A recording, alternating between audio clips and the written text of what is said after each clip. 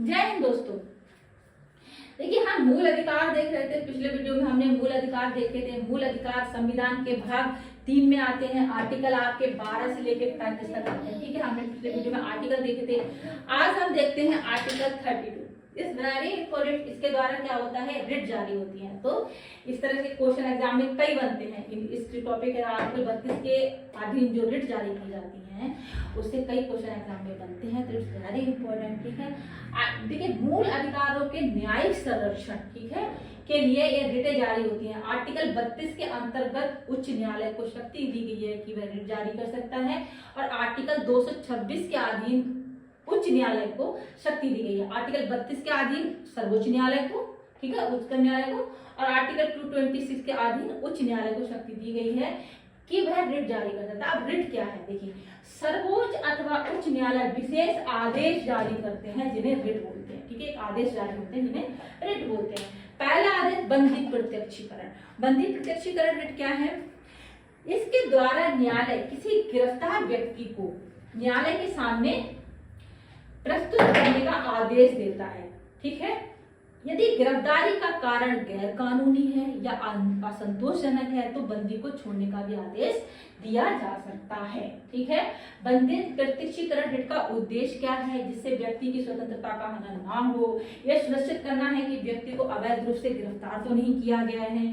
ठीक है, यह रिट कार्यपालिका, न्यायपालिका, निजी व्यक्तियों के लिए भी जारी हो सकती है। ठीक है, परमादेश रिट, यह आदेश तब जारी होता है, नेक्स्ट रिट देखते हैं। परमादेश रिट एक आदेश है, यह आदेश तब जारी होता है, ठीक है, जब अदालत को, न्यायालय को लगता है कि कोई सार्वजनिक पद का अधिकारी, कोई पब्लिक सर्वेंट, ठीक है, कोई पब्लिक सर्वेंट अपने कानूनी या संवैधानिक दायित्वों का पालन नहीं कर रहा है। मतलब जब न्यायालय को लगता है कि सार्वजनिक पब्लिक सर्वेंट है, उसके संवैधानिक जो दायित्व का निर्वाह नहीं कर रहा है, तो ये रिट जारी होती है कि आप अपने दायित्वों का निर्वाह करिए ताकि किसी व्यक्ति के मौलिक अधिकारों का हनन ना हो।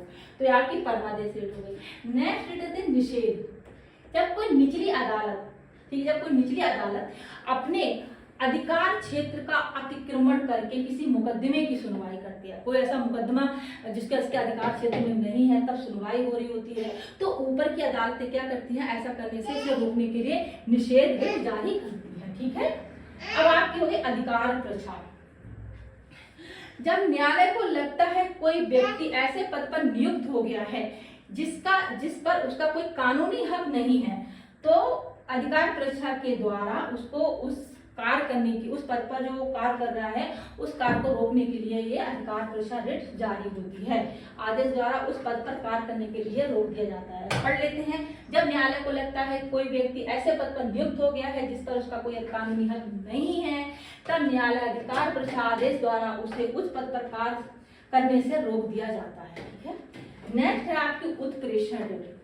जब कोई निचली अदालत या सरकारी अधिकारी, ठीक है, बिना अधिकार के कोई कार्य करता है, उसको वो अधिकार नहीं है, फिर वो कार्य करता है, तो न्यायालय, उच्च न्यायालय या सर्वोच्च न्यायालय उसके समक्ष जो विचाराधीन मामला है जिसकी वो सुनवाई कर रहा है, तो उत्प्रेषण रिट द्वारा उसको ऊपर की अदालत में ट्रांसफर कर दिया जाता है। ऊपर की अदालत या क्या जो अधिकारी है उसको ट्रांसफर कर दिया जाता है। ठीक है जी, मामले को ऊपर लेवल पर भेज दिया जाता है उत्प्रेषण रिट के द्वारा।